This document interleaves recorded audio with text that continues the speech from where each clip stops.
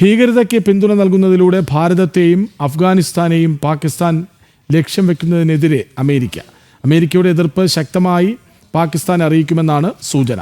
ഈ മാസം 14-ന് അമേരിക്കൻ സൈന്യത്തിൻ്റെ 250-ാം വാർഷികാഘോഷത്തിൽ പങ്കെടുക്കാൻ പാകിസ്ഥാൻ സംയുക്ത സൈനിക മേധാവി അസിം മുനീർ വാഷിംഗ്ടണിൽ എത്തുന്നുണ്ട്. അമേരിക്കയുടെ എതിർപ്പ് അസിം മുനീറിനെ നേരിട്ടറിയിക്കും എന്നാണ് വിവരം. പാകിസ്ഥാൻ സേനാ മേധാവി അസിം മുനീർ വാഷിംഗ്ടണിലെത്തുന്നത് ഈ മാസം 14-നാണ് അമേരിക്കൻ സൈന്യത്തിൻ്റെ 250-ാം വാർഷികം. അഫ്ഗാനിസ്ഥാനിലും ഭാരതത്തിലും പാകിസ്ഥാൻ പിന്തുണയോടെ നടക്കുന്ന ഭീകരപ്രവർത്തനങ്ങൾക്കെതിരെ കൃത്യമായ നിലപാട് അമേരിക്ക അറിയിക്കുമെന്നാണ് സൂചന. പഹൽഗാം ഭീകരാക്രമണത്തെ അമേരിക്ക ശക്തമായി അപലപിച്ചിരുന്നു. ഭീകരാക്രമണത്തിന് കാരണമായത് തന്നെ പാകിസ്ഥാൻ സൈനിക മേധാവിയുടെ പ്രകോപനപരമായ പ്രസംഗമാണെന്നും ആരോപണമുണ്ടായിരുന്നു.